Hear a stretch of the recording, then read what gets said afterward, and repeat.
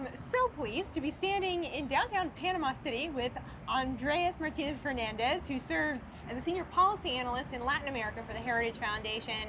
And just about 3 hours by car south of us is this 60-mile stretch of jungle, of rainforest, called the Darién Gap. This is a really critical throughway for immigration, for individuals who are coming up to North America from South America, coming through Colombia. If you're not flying, you have to go through that jungle. Right. Explain a little bit about what we saw in that jungle under the Biden administration.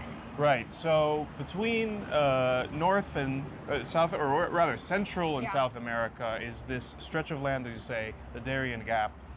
And that was really the crucial pathway for mass illegal migration coming from South America, but not only South America, extrahemispheric migrants coming from Asia and Africa through human traffickers and these illegal groups of traffickers that span the globe.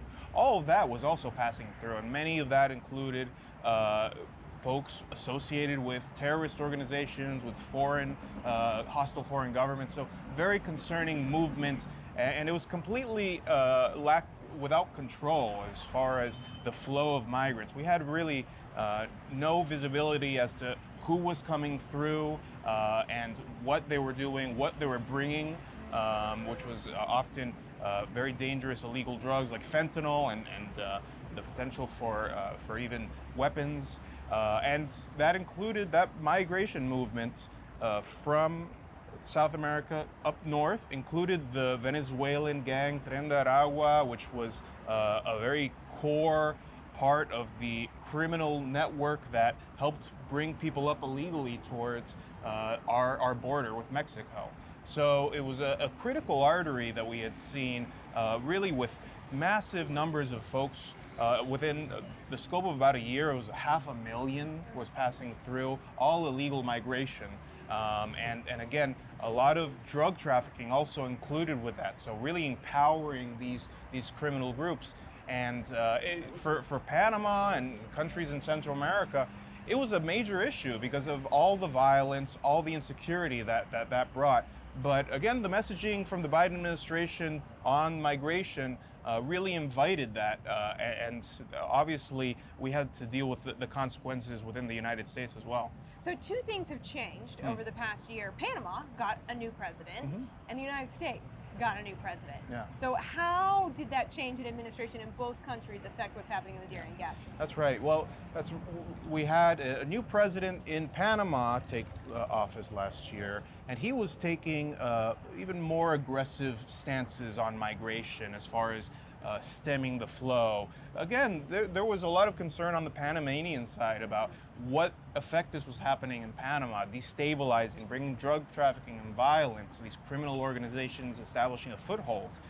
So he was taking action as far as putting up more restrictions, physical barriers even, at the Darién Gap, increasing enforcement.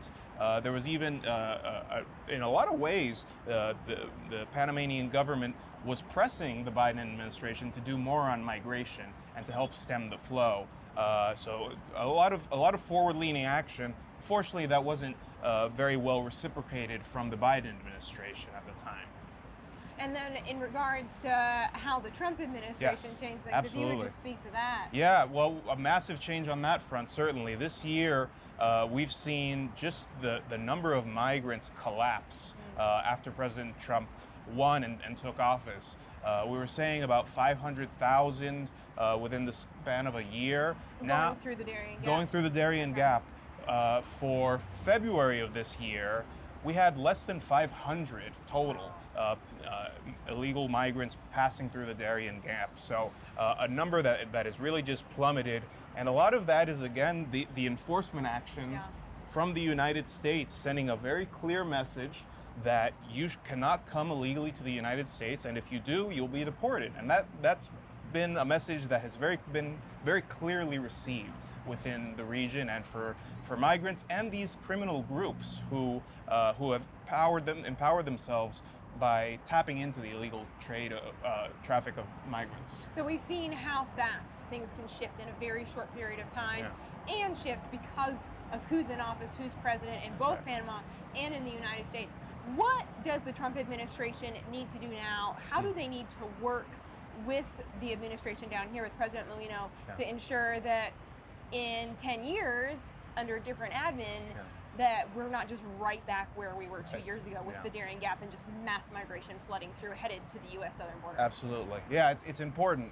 We need to put up some structural changes as far as physical barriers across our borders, not just our border with the United States and Mexico, but also empowering partners within the region that also see the challenge and the threats that mass illegal migration brings. So their willingness, there's a high level of willingness within the region to secure borders across the Americas. So the United States can lead by offering technical assistance and empowering the region to take control of their own borders, and that ultimately helps to stem the problem before it can arrive at the United States by adding these barriers. And then also ensuring that we have these mechanisms in place as far as repatriation, so that, again, we're reducing the incentives and in creating a flow where we know that for those who do end up coming, we are going to be able to repatriate them quickly, and that is going to further disincentivize the return of migrants to the United States. Well, Andrés, thanks for being here in Panama. We appreciate your analysis. Thank you.